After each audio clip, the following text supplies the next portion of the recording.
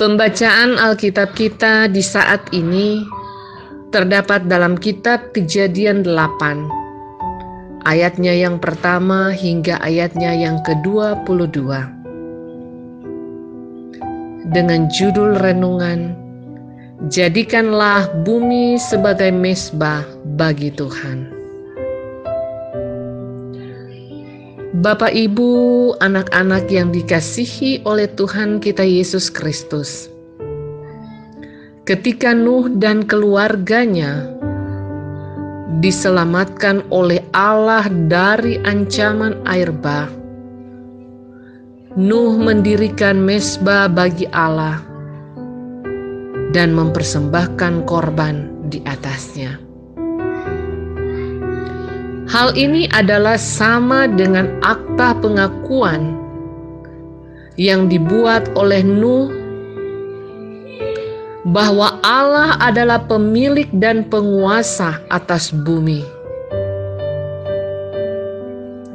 Bumi bukan milik manusia untuk disalahgunakan dan dirusak, tetapi adalah milik Allah yang harus dihormati hak hidupnya, harus dirawat dan dipelihara untuk hidup secara berkelanjutan. Bapak, Ibu, anak-anak yang dikasihi oleh Tuhan kita Yesus Kristus, Nuh sudah merasakan akibat dari kehancuran bumi karena keangkuhan dan kekerasan yang dilakukan manusia di atas dan terhadap bumi. Kini mengambil prakarsa untuk memperbaiki sikap manusia terhadap bumi. Karena itu hanya dengan mengikuti kehendak Allah sajalah maka bumi dan seluruh isinya bisa berfungsi untuk saling memberi hidup.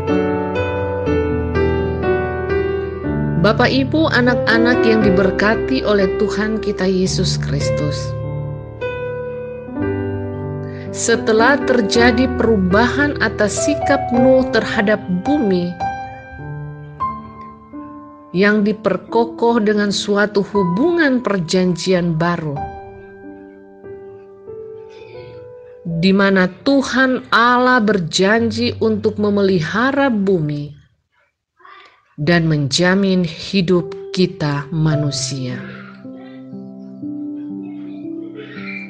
Ini berarti tidak boleh ada lagi penghancuran dan kekerasan terhadap bumi oleh siapapun, khususnya oleh manusia. Sebaliknya, manusia dituntut untuk memperlakukan bumi sebagai mezbah atau tempat suci dari Allah, sebagai wujud dari kesadaran dan pengakuannya akan Allah sebagai pemilik atas diri manusia